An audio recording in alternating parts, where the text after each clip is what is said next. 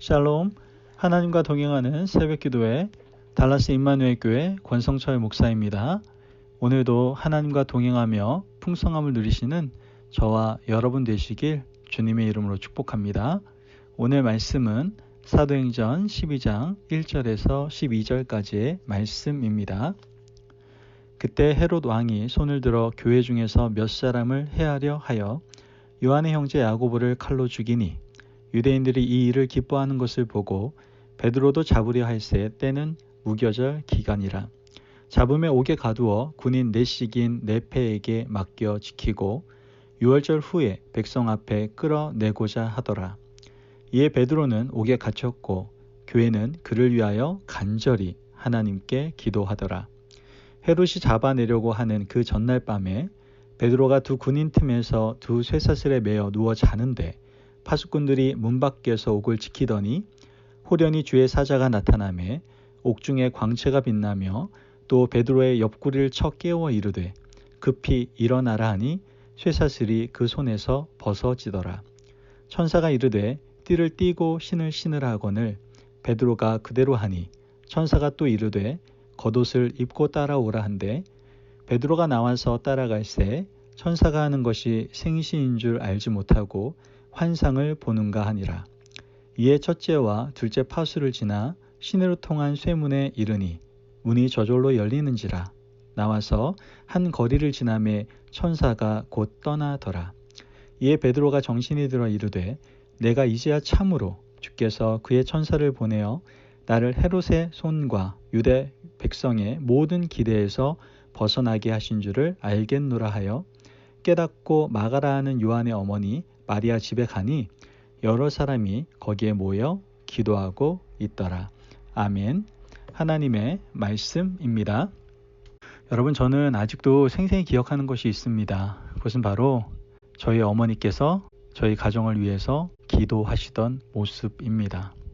제가 지금 목회를 하고 있는 것, 세상을 그렇게 좋아했던 제가 이젠 주님을 사랑하고 복음을 전하는 것을 즐거움으로 여기며 살아갈 수 있는 것, 이것은 저희 어머니의 기도, 그 기도의 힘이 아닌가 생각을 해보게 됩니다. 여러분 기억하시고 기도하는 어미의 자녀들은 망하지 않습니다.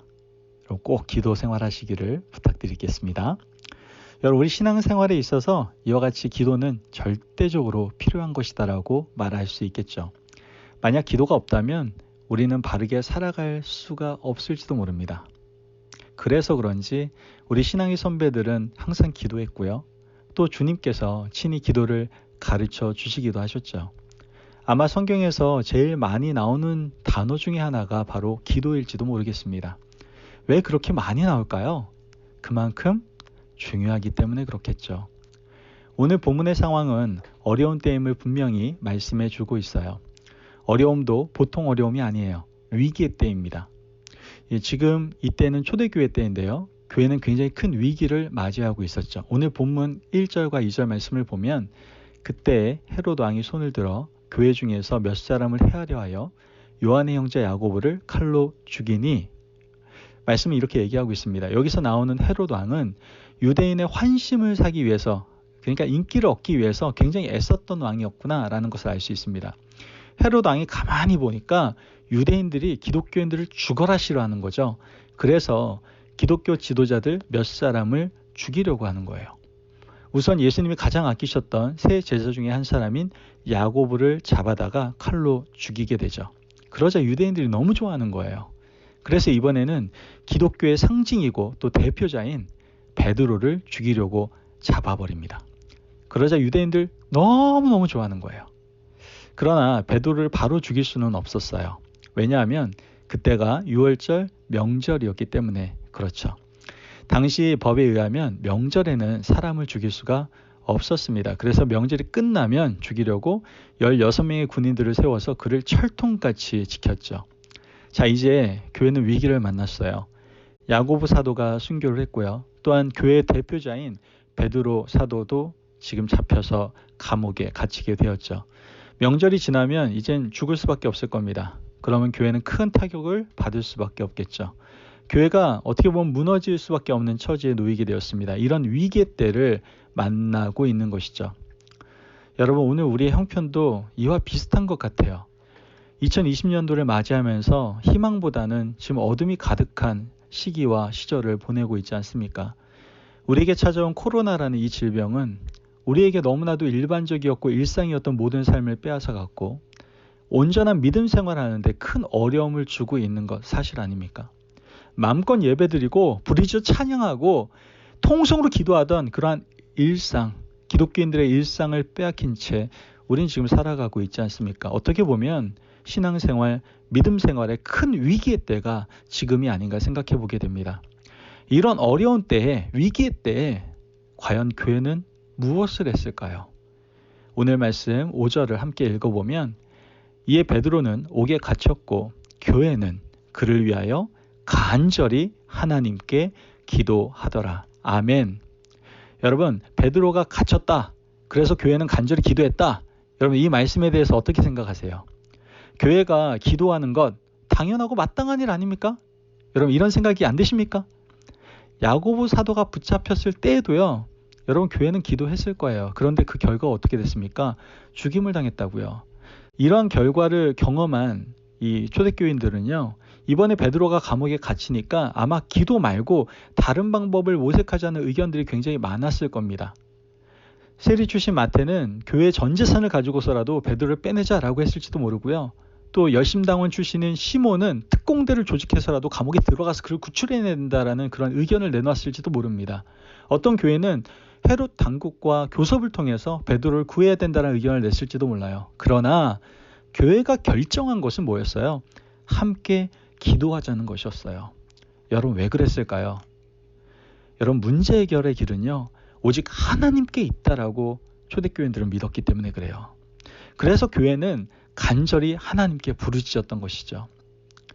유명한 성 어거스틴이 이런 말을 했습니다. 사람이 사람을 만나면 어떤 역사가 나타난다. 그러나 사람이 하나님을 만나면 기적이 일어난다.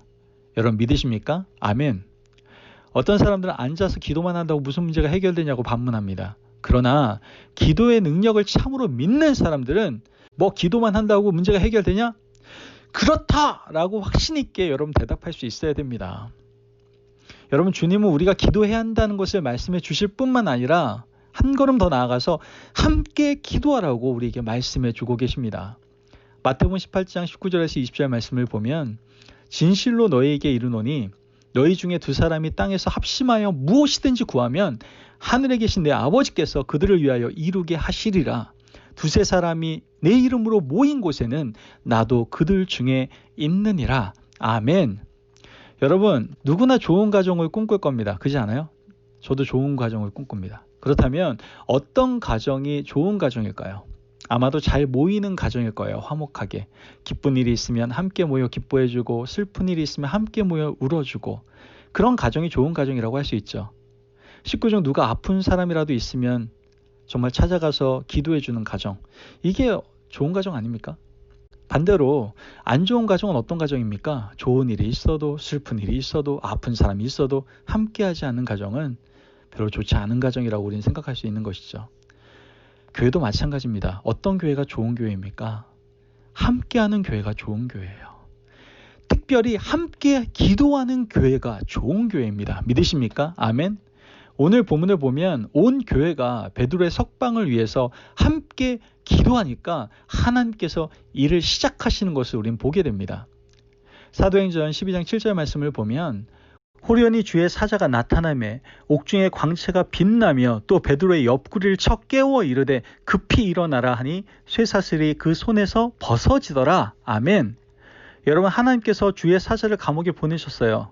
베드로를 구출하라는 이 명령을 받은 주의 사자는요, 잠을 자고 있는 베드로의 옆구리를 쳐서 깨웁니다. 또한 신을 신으라고 말을 하죠. 그리고 겉옷을 입고 따라 나오라고 얘기합니다. 이렇게 해서 마침내 교인들이 기도하는 집까지 인도하고 조용히 사라지는 것을 우리는 말씀을 통해서 알 수 있게 됩니다. 여러분, 이런 기적이 어떻게 가능하냐는 거예요. 바로 온 교회가 기도했기 때문에 그렇습니다. 여러분, 성경을 한번 보세요. 함께 기도할 때 기적의 역사가 얼마나 많이 일어나는지 모릅니다. 대표적인 말씀이 뭡니까? 이 에스더 사건 아닙니까? 에스더가 아하수에로 왕의 왕으로 있을 때 유대인들에게 아주 큰 위기가 닥치거든요.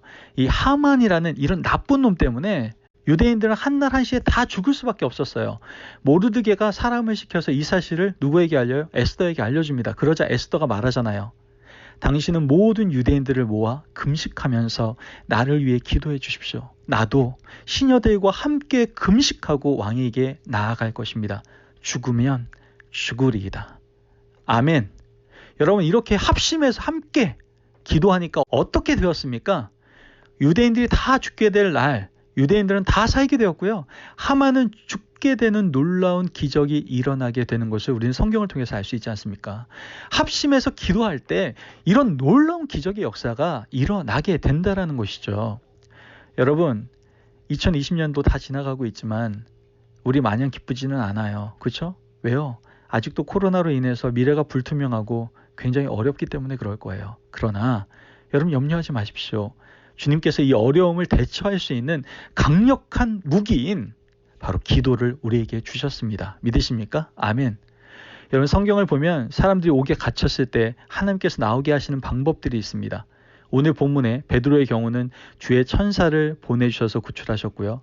또 사도행전 16장에는 보이지 않는 하나님의 손길로 친히 옥터를 움직이시고 착고를 풀어주시고 옥문을 열어주심으로 바울과 실라를 감옥에서 나오게 하셨어요. 그리고 창세기에 나오는 요셉의 경우에도 하나님께서는 바로 왕에게 꿈을 꾸게 하시고 요셉이 그 꿈을 해석함으로 감옥에 나오게 하시는 것을 보게 되죠. 여러분, 이 성경 말씀 읽으면서 여러분 무엇이 느껴지십니까? 하나님께서는 역사하시는 방법이 다 똑같지 않다라는 거예요. 우리가 기도하면 하나님은 다양한 방법으로 우리의 문제를 풀어주신다라는 거예요. 그러나 공통적인 것은 있어요. 그게 뭐예요? 바로 기적이다라는 거예요. 여러분 정말 기적의 삶을 경험하시기를 원하십니까? 하나님의 그 기적의 역사를 경험하기를 원하십니까? 그렇다면 우리 함께 기도합시다. 어떻게 해요? 함께 기도합시다.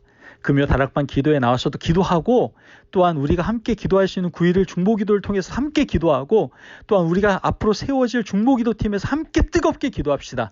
그때 하나님께서는 놀라운 기적의 역사를 하나님이 사랑하시는 임마누엘 교회 가운데 행하실 줄을 믿습니다. 아멘. 여러분, 이제 얼마 남지 않은 한 해 함께 기도함으로 하나님께서 행하시는 놀라운 기적을 체험하시며 살아가시는 저와 여러분들이 되시기를 주님의 이름으로 축복합니다. 아멘. 기도하겠습니다. 사랑이 많으신 하나님 감사합니다. 오늘도 우리에게 귀한 말씀을 주시고 말씀을 통해서 우리로 하여금 기도하라고 말씀하시니 감사합니다. 하나님, 우리에게 처해 있는 모든 상황과 환경을 바라보며 우리가 기도하기를 원합니다. 함께 기도하기를 원합니다. 그때 하나님께서 행하시는 놀라운 능력, 기적의 역사를 체험할 수 있는 저와 우리 성도들 될 수 있도록 축복하여 주옵소서. 감사하며 예수님의 이름으로 기도합니다. 아멘. 오늘도 하나님과 동행하며 풍성함을 누리시는 저와 여러분 되시길 주님의 이름으로 축복합니다. 여러분, 기도합시다. 우리 함께 기도합시다. 함께 기도할 때 하나님의 놀라운 기적의 역사들을 우리는 체험하고 누리게 될 줄을 믿습니다. 말씀 안에 승리하십시오.